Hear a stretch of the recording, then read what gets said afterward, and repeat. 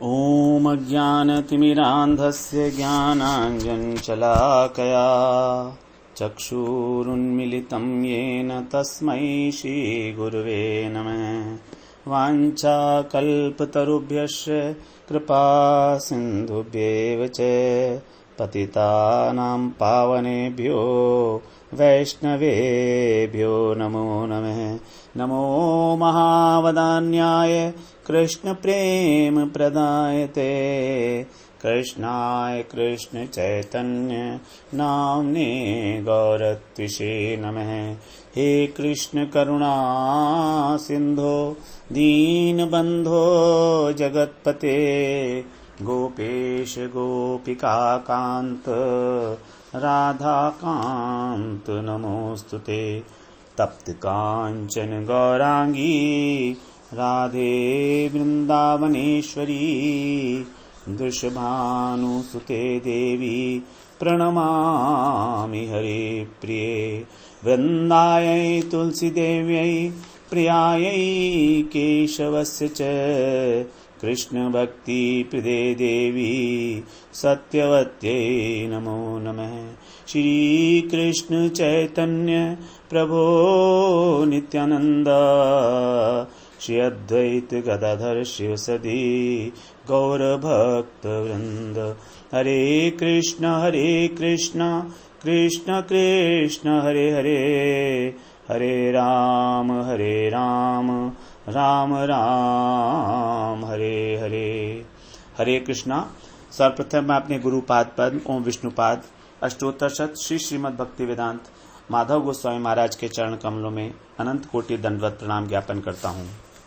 हम लोग श्रीमद् भगवद गीता के तीसरा अध्याय श्रवण कर रहे हैं। तो तीसरे अध्याय में भगवान ने कर्म योग की व्याख्या की है। तीसरे अध्याय के स्टार्टिंग में ही अर्जुन ने भगवान से दो प्रश्न पूछे थे कि आप मेरे को इस भयंकर कर्म में, युद्ध रूपी कर्म में क्यों लगा रहे हैं, क्योंकि आपने ऐसा कहा था दूसरे अध्याय में कि कर्म की अपेक्षा ज्ञान श्रेष्ठ है।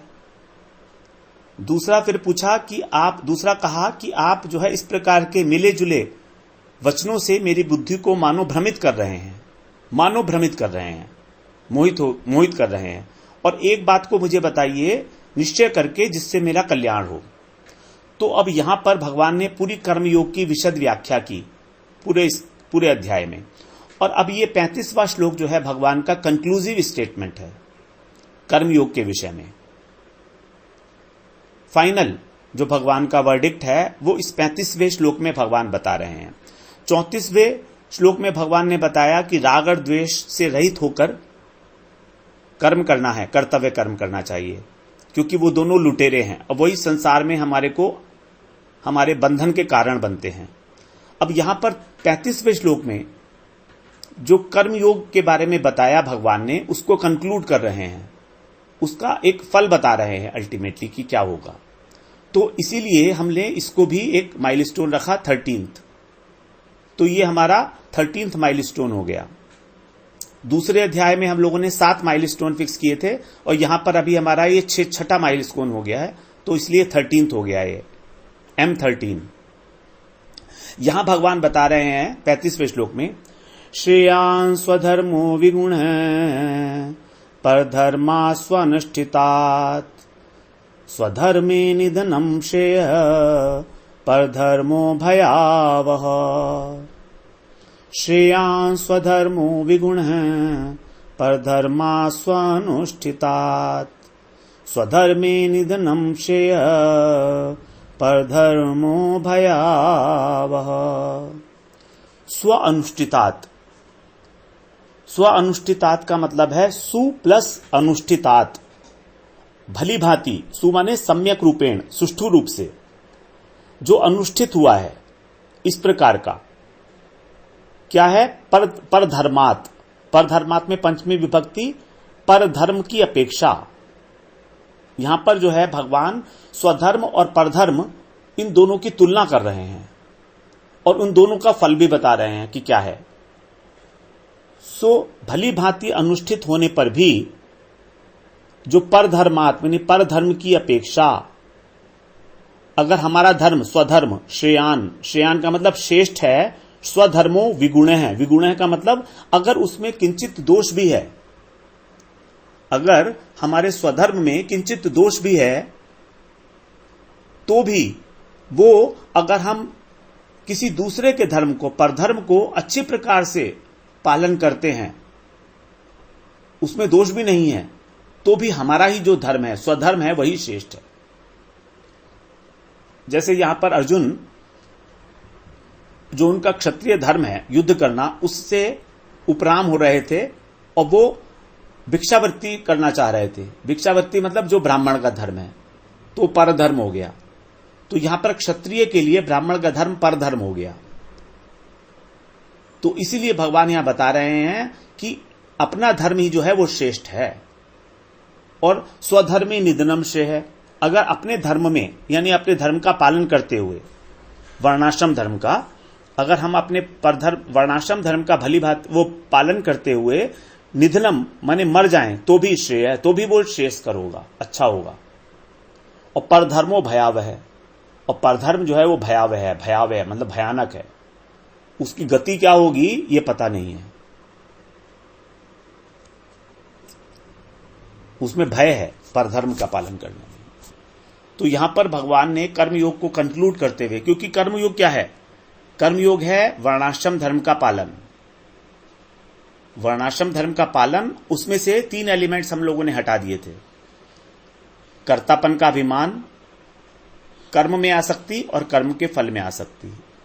ये तीनों जब हटा देते हैं तो वो निष्काम कर्म हो जाता है, और निष्काम कर्म को भगवान के जब अर्पित किया जाता है तब उसे बोलते हैं कर्मयोग। भगवत अर्पित निष्काम कर्म वही है कर्मयोग। तो यहां पर जो कर्म किए जा रहे हैं वो वही हैं जो वर्णाश्रम धर्म से नियत है शास्त्रों के अनुसार। अब यहां पर भगवान ने देखा कि अर्जुन में कोई राग और द्वेष नहीं है वास्तव में, क्योंकि अर्जुन कैसे बताया भगवान ने, निष्पाप है, अनघ बोला गया ना भगवान ने, कई बार अर्जुन को बोला अनघ, अनघ का मतलब वो निष्पाप, यानी भगवान ने देखा अर्जुन में कोई राग और द्वेष नहीं है, उनके अंदर पाप का तो लेश मात्र भी नहीं है, तो भी क्षत्रिय होकर भी वो लोग वो क्या कर रहे हैं, युद्ध रूपी स्वधर्म के पालन में समर्थ नहीं हो पा रहे हैं। यद्यपि राग द्वेष नहीं है तो भी ऐसा लग रहा है। और जो ब्राह्मण का धर्म है अहिंसा आदि, उसके अंदर वो प्रवृत्त होना चाह रहे हैं, उसको सरल मान के उसको अपनाना चाह रहे हैं कि भिक्षावृत्ति जो है वो ज्यादा सरल है। इतना भयंकर युद्ध, उन्होंने बोला ना कि मेरे को इस भयंकर युद्ध में क्यों लगा रहे हैं, तो भयंकर युद्ध का मतलब क्या है, भयंकर युद्ध उनको जो है भयंकर लग रहा है और भिक्षावृत्ति उनको सरल लग रही है, आसान लग रही है, तो वो ज्यादा ठीक है मेरे लिए। इसीलिए भगवान ने यहां पर स्पष्ट शब्दों में घोषणा की है, घोषणा क्या, तुलना की है दोनों की, कि ठीक है अब तुम अपना डिसीजन ले लो कि तुमको स्वधर्म का पालन करना है या परधर्म का पालन करना है। तो यहां पर स्वधर्म के लिए भगवान ने 2 प्रकार की बातें बताई हैं। एक तो स्वधर्म चाहे विगुण हो, विगुण का अर्थात किंचित दोष उसके अंदर है, विगुण गुण होता है और एक गुण का अपोजिट होता है विगुण, विगुण का मतलब दोष। तो स्वधर्म में किंचित दोष हो सकता है, और वास्तव में प्रत्येक कर्म ही स्वभावतः दोषपूर्ण है। कोई भी काम करो आप तो उसमें दोष तो होगा ही होगा। जैसे रसोई भी बनाएंगे तो उसमें पता नहीं कितने बैक्टीरियाज की जो है वो हत्या हो जाती है, झाड़ू लगाएंगे तो भी पता नहीं कितने कीड़े मकोड़े चींटियां आदि मर जाते हैं, जहां पानी रखते हैं वहां पर पता नहीं कितने ही जो हैं इस तरह के जो छोटे छोटे कीट पतंग हैं वो सब मरते हैं। लाइट जलाएंगे तो देखिए उसके अंदर कितने मच्छर मरते हैं सारे। तो ये स्वाभाविक सारे ही कर्म दोषपूर्ण है जो भी हम करेंगे। 18वें अध्याय में ये बात भगवान ने बताई है। जो इंपॉर्टेंट बातें हैं ना कर्म की, वो सारी भगवान ने 18 अध्याय में रिपीट की हैं कंक्लूसिवली। 18वें अध्याय के 48वें श्लोक में भगवान बता रहे हैं, सहजम कर्म कौन्तेय सदोषम अपि न त्यजेत सर्वारंभा हि दोषेण धूमेन अग्निरिवाव्रतः। सहजम कर्म कौन्तेय, हे कुंती पुत्र, सदोषम अपि, सदोष माने दोषयुक्त होने पर भी, अपि न त्यजेत, उनका त्याग नहीं करना है। सहजम कर्म कौन्तेय, सहज कर्म अर्थात शास्त्र की विधि के अनुसार जो नियत किया गया कर्म है। सहज, जो का अर्थ होता है उत्पन्न होना, तो जो व्यक्ति के साथ ही उत्पन्न हुआ है। सहज, सह का मतलब है साथ में, जो का मतलब है उत्पन्न हुआ है, यानी कि जिस वर्ण और जिस वर्ण के अंदर व्यक्ति उत्पन्न हुआ है उसके साथ ही, उत्पन्न होने के साथ ही उसका जो कर्म उत्पन्न हुआ है उसको बोलते हैं सहज कर्म। अगर वो ब्राह्मण है तो ब्राह्मण के कर्म, क्षत्रिय है तो क्षत्रिय के कर्म, ये सहज हो गए क्योंकि साथ ही उत्पन्न हुए हैं। ये नहीं कि वो बाद में मिलेंगे, वो नहीं, वो साथ ही है। उसको जो योनि मिली है ब्राह्मण, क्षत्रिय, वैश्य, शूद्र, वो फाइनली पूर्व जन्म के संस्कारों के वश ही मिली है, तो इसलिए वो उसके साथ ही उसका स्वभाव पैदा होगा वैसा। तो सहज कर्म जो है शास्त्र विधि के अनुसार जो नियत किए हुए वर्णाश्रम धर्म के अनुकूल कर्म है। इस सहज कर्म को ही भगवान ने कई बार स्वधर्म बोला। सहज कर्म, स्वकर्म, नियत कर्म, स्वभावज कर्म, अलग अलग इसके पर्यायवाची शब्द हैं। न त्यजेत यानी त्यागने योग्य नहीं है। जिस प्रकार अग्नि, अग्नि धूमेन, धूमेन माने धुएं से, धुएं के द्वारा, अग्निरिव आवृता, अग्नि जो है जिस प्रकार धुएं के द्वारा आवृत होती है, ढकी होती है, उसी प्रकार कर्म भी किसी न किसी दोष से ढका होता है, युक्त होता है। कर्म मात्र ही दोषपूर्ण है।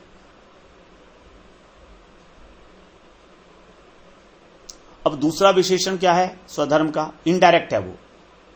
दूसरा जो बात बता रहे हैं स्वधर्म के बारे में वो इनडायरेक्टली बता रहे हैं। परधर्म के लिए बताया कि वो अगर भलीभांति अनुष्ठित है तो इसका मतलब इनडायरेक्टली स्वधर्म अगर भलीभांति अनुष्ठित नहीं हो रहा है तो भी, तो स्वधर्म में दो बातें आ गई। एक तो उसके अंदर दोष, और दूसरा अगर उसको ठीक प्रकार से नहीं कर पा रहे हैं, असमर्थ हैं, तो भी। दोनों बातें। पहली बात तो डायरेक्ट कह दी, दूसरी बात इनडायरेक्ट कह रहे हैं। क्योंकि जब परधर्म को बोला भलीभांति अनुष्ठित, इसका मतलब है कि जो स्वधर्म है वो चाहे भलीभांति अनुष्ठित ना हो तो भी,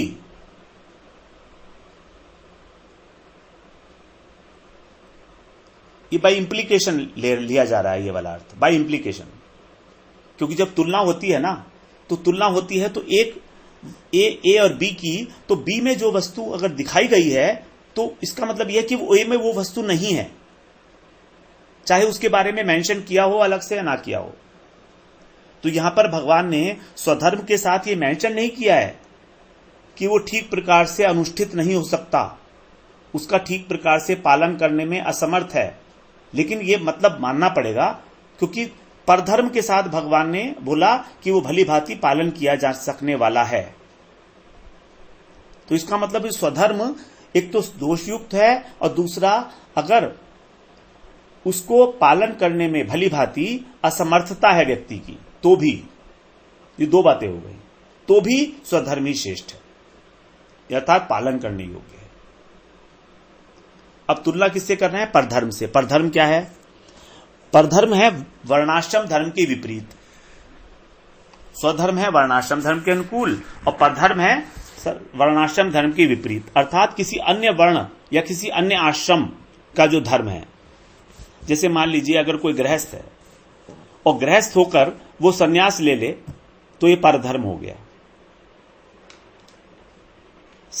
गृहस्थ होकर अगर वो संन्यास लेकर आचरण करे, या अगर कोई ब्राह्मण है और वो वैश्य बन जाए, बनियागिरी करने लगे, तो परधर्म हो गया उसका। तो अन्य किसी वर्ण या आश्रम का जो धर्म होता है वो ही है परधर्म। तो इसका जो विशेषण दिया था वो है सुअनुष्ठितात, अच्छे प्रकार से पालन करने योग्य। और इनडायरेक्टली क्या होगा? क्योंकि वहां पर बोला था स्वधर्म को विगुण है अर्थात दोषयुक्त, और यहां पर चाहे वो परधर्म सर्वगुण संपन्न हो तो भी।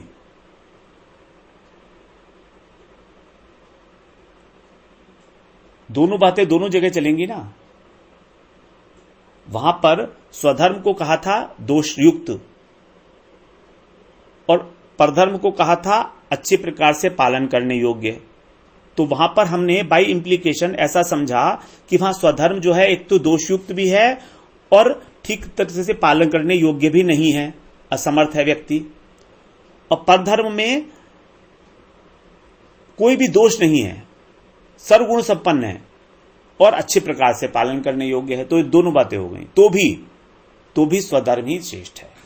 ठीक है, बात समझ में आ गई हमारी। अब ये कैसे श्रेष्ठ है, किस प्रकार श्रेष्ठ है? जैसे सत्वगुण में जो प्रतिष्ठित होता है ब्राह्मण क्या होता है? सत्वगुण में प्रतिष्ठित होता है, तो उसका स्वधर्म है अहिंसा, तप, शम, दम, शांति इत्यादि। बहुत सारे गुण हैं, भगवान ने आगे 18वें अध्याय में सब गिनाए हैं ये।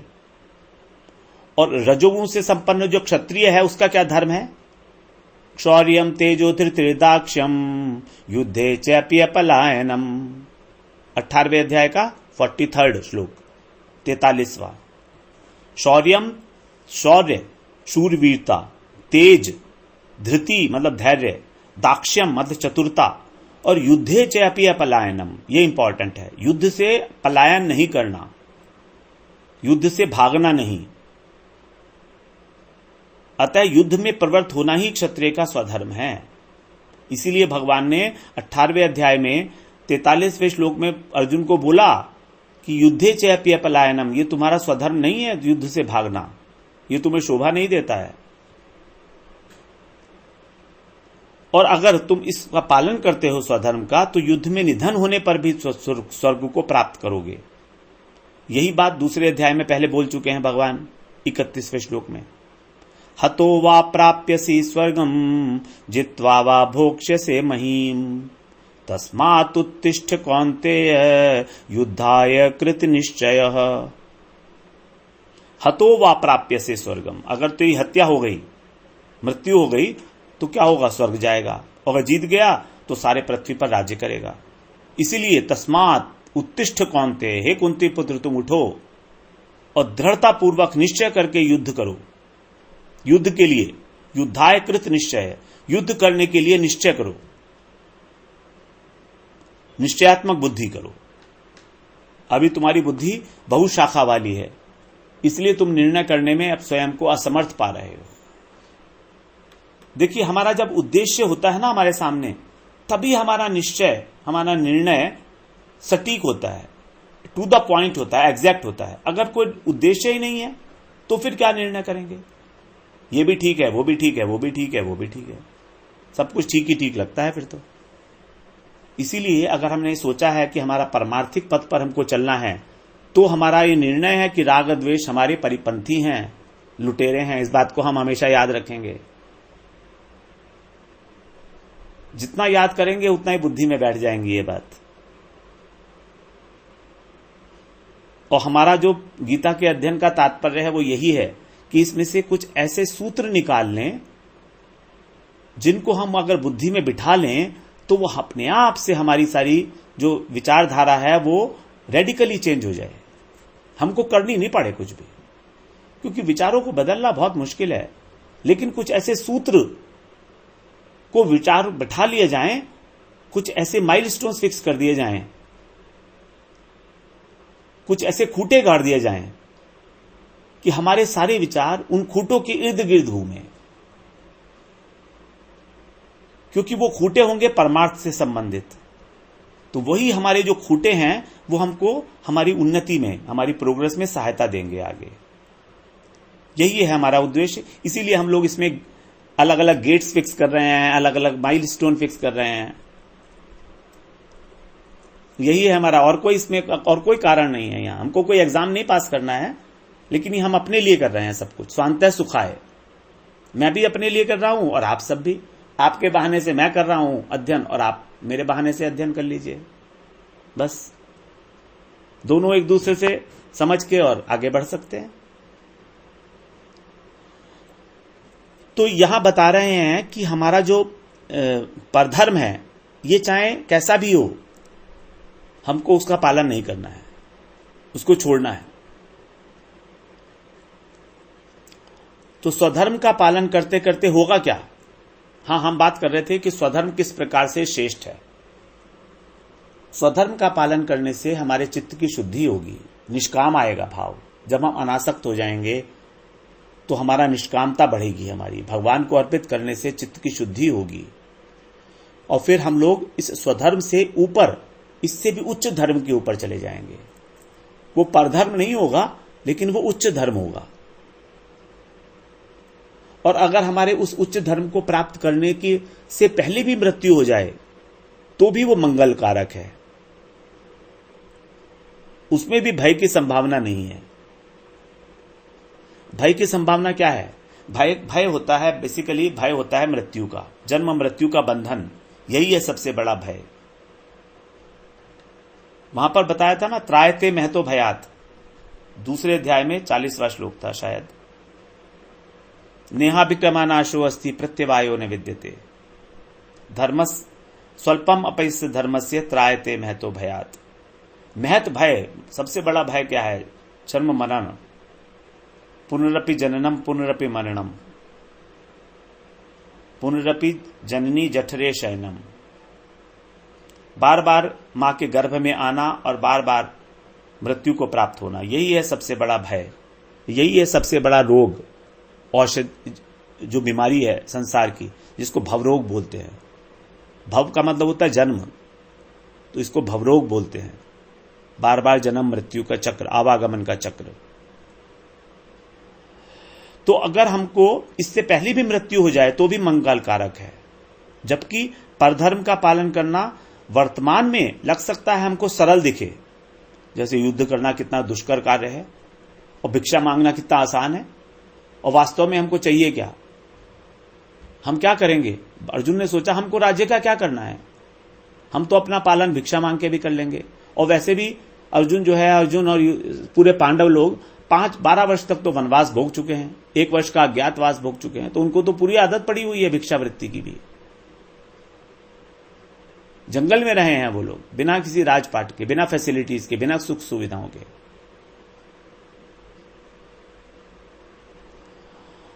तो चाहे परधर्म का आचरण वर्तमान में सुगम दिख रहा हो, तथापि उसका परिणाम भय से पूर्ण है। और भय क्या है? यही है भय, मृत्यु, जन्म मृत्यु का भय,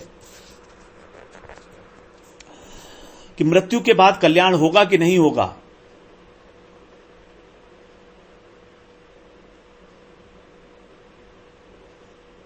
हमारी जो परमार्थिक उन्नति है, हमारा जो आत्मा का उद्धार है, वो उसमें परधर्म का पालन करना बाधक है,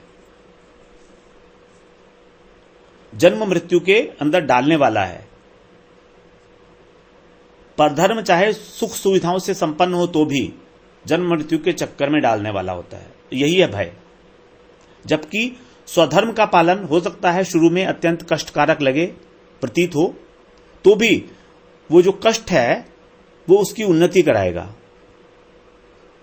अगर हमको अपने कर्तव्य का पालन करने में किसी प्रकार का भी कष्ट हो रहा है, तो जो कष्ट है ये भी उन्नति कराएगा। कैसे?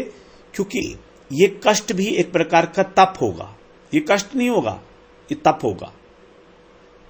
और इस कष्ट से प्राप्त होने वाला जो तप है,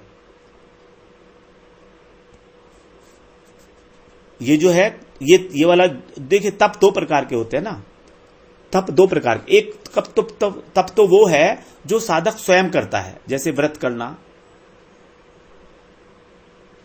जो शास्त्रों में विधान किए गए हैं, परिक्रमा वगैरह करना, ये स्वयं के किए हुए तप हैं। अपने शरीर को तपाना किसी भी तरह से भगवान की सेवा में। दूसरा तप है जो स्वधर्म का पालन करते हुए जो कष्ट हो रहा है, वो कष्ट रूपी तप। तो 2 प्रकार के तप हुए। तो पहला तप हुआ जो आचरण करते हुए, स्वधर्म का आचरण करते हुए जो हमको कष्ट रूपी तप हो रहा है, और दूसरा तप जो हम अपने आप से तप करते हैं। तो इन दोनों तप में भी कौन सा तप जो है वो ज्यादा लाभकारी है?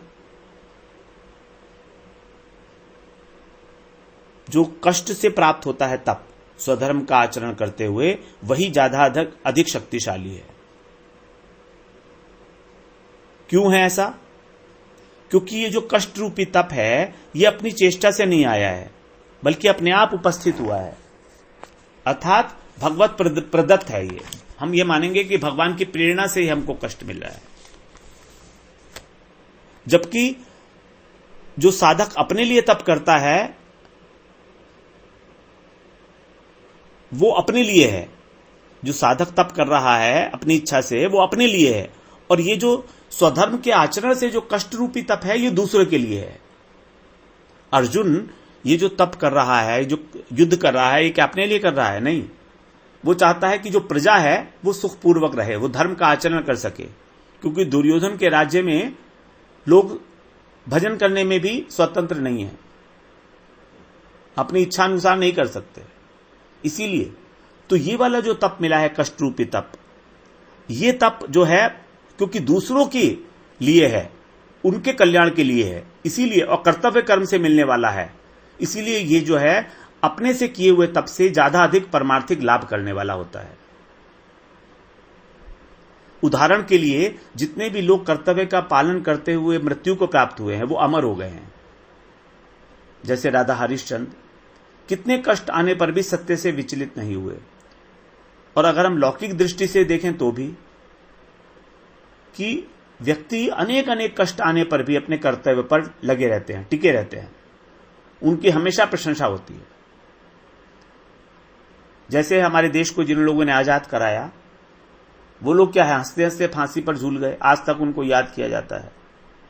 वो किसके लिए झूले? अपने लिए नहीं, अपना स्वार्थ नहीं था उनका, हमारा स्वार्थ था, परोपकार के लिए।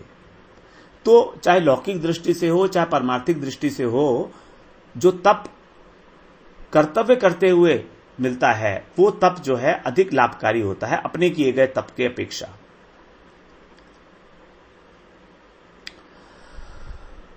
तो इसी श्लोक को फिर हम लोग आगे भी और श्रवण करेंगे। वांछा कल्पतरुभ्यश्च कृपा सिंधुभ्येव च पतितानां पावनेभ्यो वैष्णवेभ्यो नमो नमः।